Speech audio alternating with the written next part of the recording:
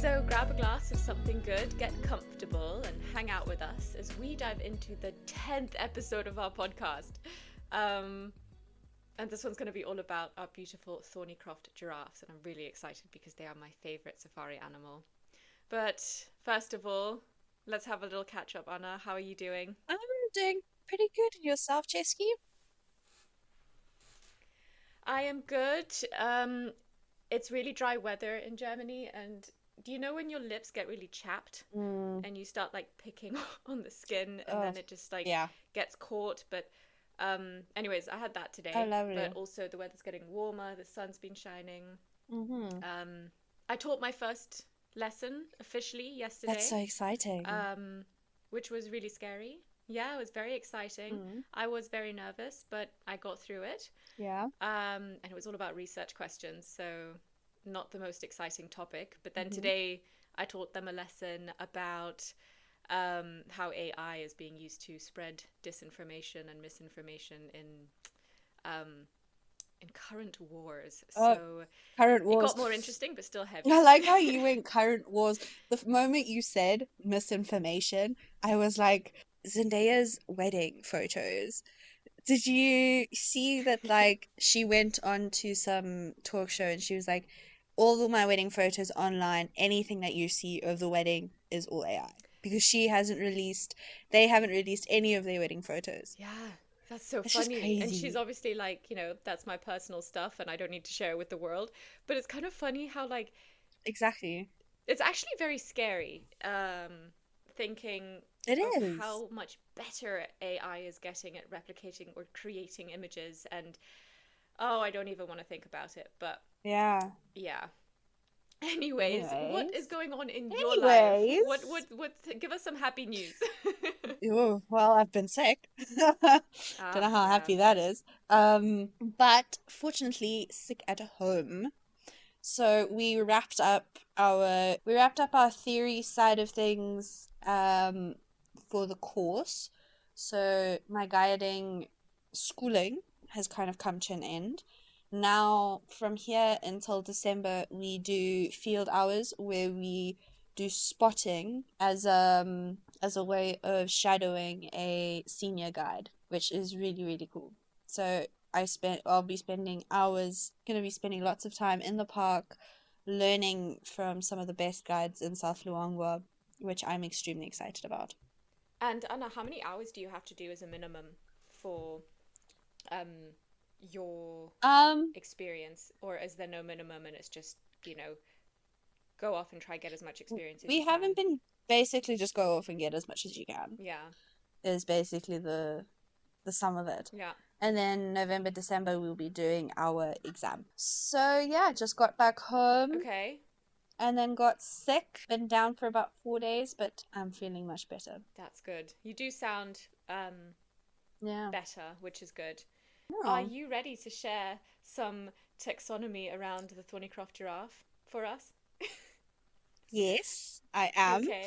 I am still working on these names, but fortunately the Thornicroft giraffe is one that I am quite familiar with. Okay. So once again, we start at the kingdom, which is Animalia, the phloem, which is chordata, which means it has a backbone. Right. Or a spine. So if you break down the chordata word, the first bit is cord, which is spinal cord. And that helps you remember that little word.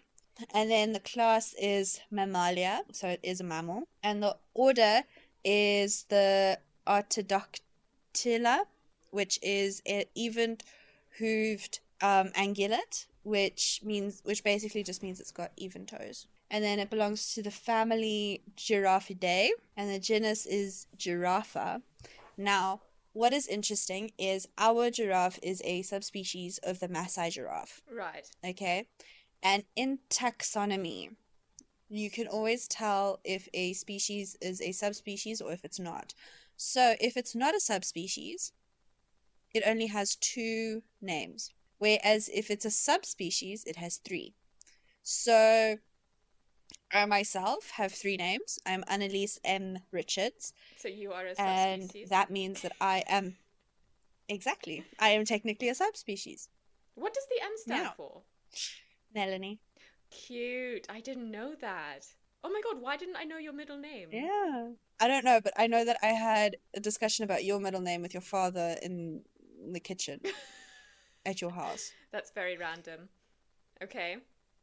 It was very random. Well, to be fair, we talked about Rob's and Rob was there. So then we moved on to you soon after. Okay, okay. I love middle names. Yes. I think they're so much fun. Yes. What's yours again? Helena. So, Helena. yes. So Helen would be the English version, and it was the name of my mum's baby sister, Mm-hmm. who sadly passed away as a Oh. baby, but therefore Misha's middle name is Helen and mine Oh. is Helena. So what is it about the equal toes? Oh, okay. So Artiodactyla is basically even-toed ungulates. Just means that they've got two separate hoof. So if you look at the I'm gonna print of a search a giraffe, picture right now. it's got two, Yeah. and it's got two even hooves. So it's like, yeah, instead of two hooves, instead of I'm looking at a picture right now. so it's 2 or 4 toes basically. That is adorable. Oh my goodness. You know what this Yeah. reminds me of? And you've probably had the pleasure Mm-hmm. of not having had to see this yet, but there is a shoe that Uh-huh. literally looks like this. It's like a boot. Gosh, what are they called? Yes. Do you know the ones I'm talking about? Yes, and then they walk in the bush like they're deer, and then they leave deer prints instead of human prints. Wait, actually? Yes. Oh my goodness. It's to like minimalize human impact on a place so that it doesn't look like there's humans walking in that place. Okay. Most random shit. Most random so thing I've ever funny. seen, but anyways. So basically, under species, if there's 3 names, it means that it is automatically a subspecies. So our giraffe is a subspecies of the Maasai giraffe, Mm-hmm. which you find in Tanzania. Okay? So the species is Giraffa tipulus3chi. I know, it's very long. Okay, yes. Tipple, I'm going to break it down. I'm actually going to break it down because it's a long one.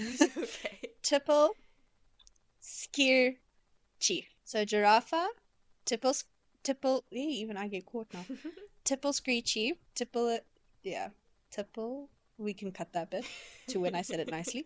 And then Thornicrofty is our giraffe. Sorry, by the way, I Yeah. just need to bring us back to this. I found the picture and I've just Mm. sent it to you. The way the internet describes it is the split toe footwear. And that's what I thought of when I looked at the picture of the giraffe's hooves. So that's Okay, coming no, back that's in not what I was style. talking about. I was talking. That's not what I had in mind. What I was thinking of is those boots that they wear. Those long, up to like your knee-high boots. Right. That they use now for like hunting and stuff, and I don't know where. Okay. And then at the bottom, instead of having a normal sole, they've got like a flat sole with this like hoof print that stands out so that when you make an impression in the ground, it's not a footprint. Mm-hmm. You just get that hoof. Which Fascinating. Yeah. Okay, I had no idea about that. Well, look, we both learned But- something new today. These shoes are fugly. Uh-huh. I don't know who wears them. But if you pull them off, well done. You are either something special or really brave. Well, I don't lucky know you, which. I have primed you. I had to see these for my first time ever. I didn't even know such shoes existed until I was sitting in front of someone on the train, and I just noticed that it was like a flip-flop, but it was not a flip-flop. It was a boot, and I was just like, how do I react without reacting? You are a better person than I, because I would have. Yeah, you would have very, very quickly reacted. There's that Jimmy Fallon game, like Guess What's in the Box. Okay. And it's like he sits on one side and his co-star sits on the other side, or whoever his guest is sits on the other side, and they take out whatever's in the box, but he can't see. Right. And they have to then describe it to him. And he has to guess whether or not they're saying the truth or not. And this, I feel like our viewers wouldn't believe us until we show them. Yeah, that's a good way to describe it. That actually sounds like such a fun game. I'm going to introduce that during our next dinner with friends or something. Mm-hmm. And it's the most strange stuff. It's like a bowl of melted gummy bears. I have a question. I think I read earlier that giraffe have the same number of vertebrae as humans, but they're just longer. If that's true, that's impressive. It might be. I mean, if you consider how big the vertebrae are for a giraffe. So here we go. And how little ours are. Yeah, exactly. Yeah, so giraffes have the same number of neck bones, cervical vertebrae, as humans, which is 7. Except that ours are small, like you just said. But a giraffe's can measure up to 10 inches long. Whoa. Crazy. That's insane. I didn't know that. Yeah, I didn't know that either. I'm learning something new. That is... At least you've given me a normal fact. The shoe fact of mine is still blowing my mind, but I don't know what I'm going to do with the information you now. Remove it from your screen because you're just not going to be able to focus. Yeah. I'm just going to call I keep them looking at shoes it. now. It's like I can't look away. Like it's one of those things. I swear there's a term for that when you I'll look at something but you can't look away just because of how like your brain is trying to comprehend what it's looking at. Yeah. And mine's failing. Anyways, short-circuiting. Let's move on, shall we? We shall. Maybe I'll just say some of the things that I find cool about them on safari. Okay. So I've noticed that they're actually quite curious. So multiple times when we stop for sundowners, they actually come kind of close because they're interested in what's going on. Not all the time, but I've noticed that it happens more with giraffe than with other animals. And I really like that because I just think they're amazing to see, especially up close. And then also the way they drink, that it just makes for amazing pictures. Yes. The way they stretch. Yeah, and then they like flip their heads back. Joshka's got some really cool pictures, as you have, I think. But apparently that's... Of the whip. Yes, the whip, exactly. But they're also very cautious in moments like that because they also know that they're vulnerable to prey in those moments. So they're quite, like, they're quick to come back up. Yeah. That does make quite a bit of sense. Yeah. But, like, have you ever noticed that they don't actually have a grouping situation, like a standard group? So they don't herd, they don't come together like normal animals and stay in those herds. They're actually very fluid with how they, move together. So like 2 will show up to a watering hole and then 1 will wander off on its own and then find another tower to join and then they'll move on and then... And Anna, I like the word you used there, but a lot of the listeners probably don't know what term is used to describe a herd of giraffe. Can you say it again? Because I love it. So, it's so interesting. I love this as well. So, there are 2 terms for a group of giraffe.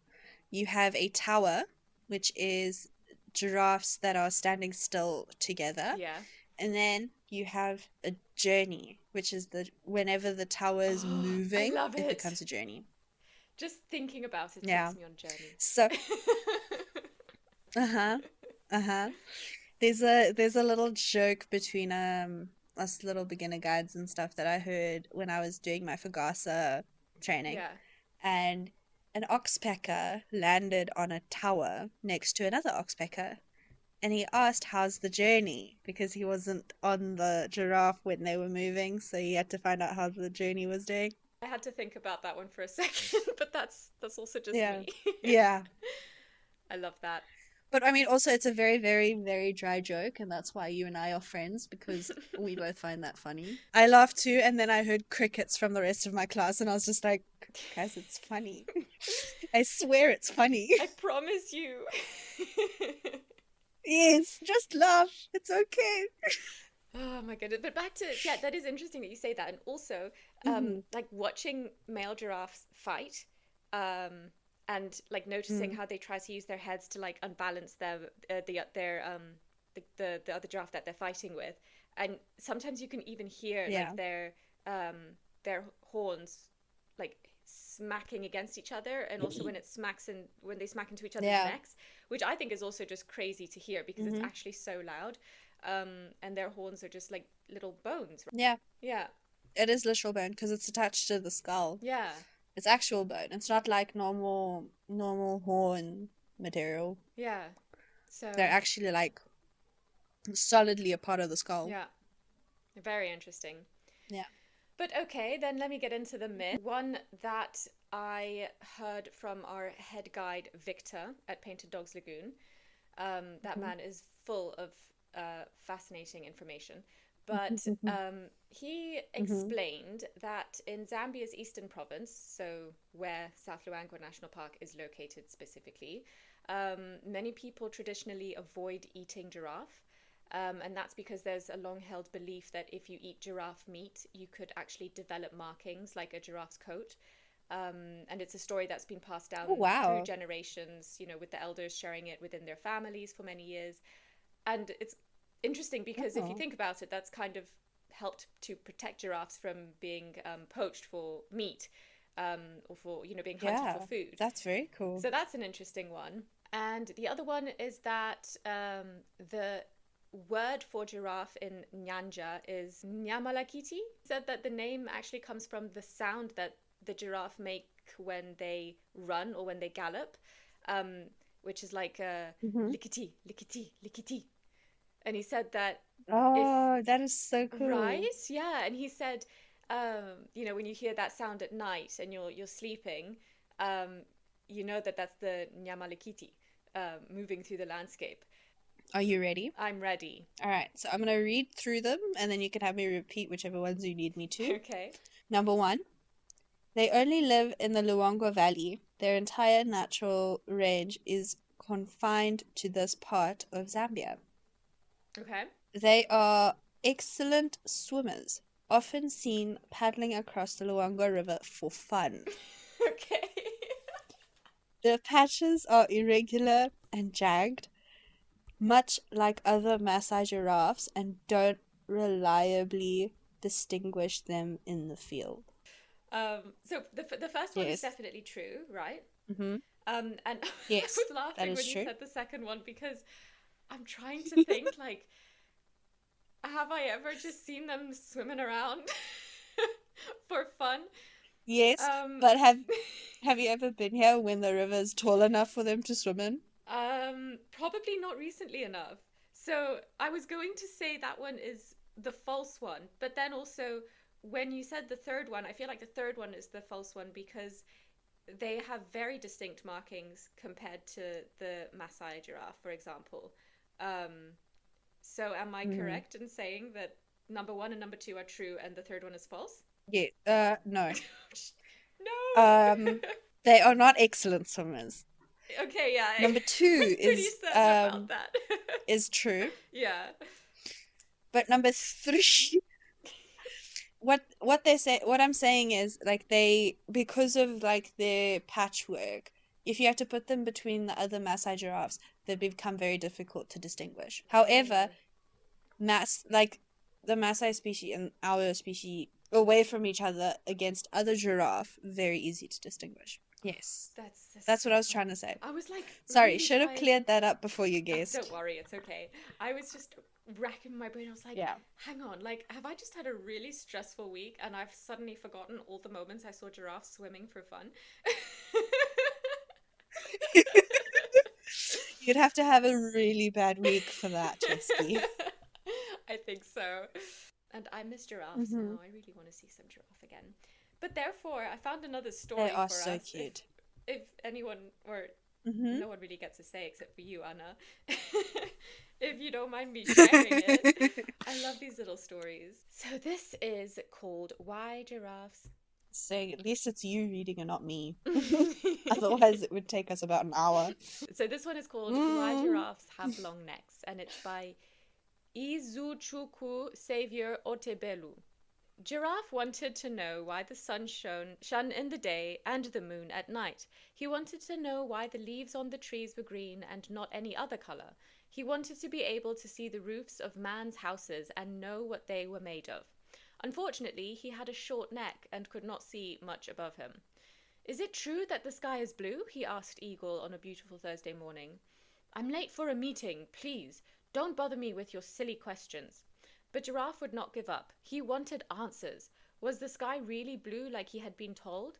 Where did the birds build their nests? Was it true that the Creator lived in the sky? He had heard of aeroplanes that flew across the sky, but he had never seen one. Good morning, Monkey. You always jump from one tree branch to another. Tell me, what beautiful sights have you seen up there? Monkey didn't say a word. He merely grabbed a bunch of bananas and ate them hungrily. Giraffe decided to climb the top of an iroko tree, where he could see things for himself. He was not a very skilled climber, as we've just learned they're not great swimmers either, but he had watched Okonta, the palm wine tapper, climb palm trees on several occasions, and he had somewhat learnt the art. Oh, look at me, he cried. This is beautiful. Look at the birds in the sky. Such a lovely sight. Suddenly, it felt as if the tree was quaking underneath. Horrified, Giraffe looked down to see Amadi, the lumberjack. He was whistling a familiar tune as he cut the tree with an axe. Giraffe begged him to stop, but it appeared Amadi did not hear him, as he carried on with what he was doing. In the end, Giraffe fell off the tree with a thud and was badly hurt. Monkey, Vulture, and some other animals had a good laugh at him, but he got... Why didn't they mention hyena? I think that would be funny as well. Sorry, bad joke. But he got up slowly and walked away. In despair, Giraffe knelt down and prayed to the Creator to grant him his wish, so that he would be able to see the beautiful sights of the world. But he wasn't sure if his prayer was answered. Just then, he heard the sound of a helicopter. He didn't want to climb a tree again for fear of what had happened to him earlier. Thus, he resolved to stretch his neck in an attempt to see the moving helicopter. Unknown to him, his neck grew longer bit by bit as he stretched it. When he woke up the next morning, he discovered that his neck was a few inches longer. What in the world was happening to him? The other animals were astonished, and they stared at one another. In no distant time, Giraffe's neck grew very long, and his legs, too, grew much longer than they had been. Now he could see treetops without climbing anything. He could see kites soaring in the air. He could see the beautiful rainbow in the sky. What was more, he could eat the juicy fruits that hung from tree branches, as well as flowers and leaves.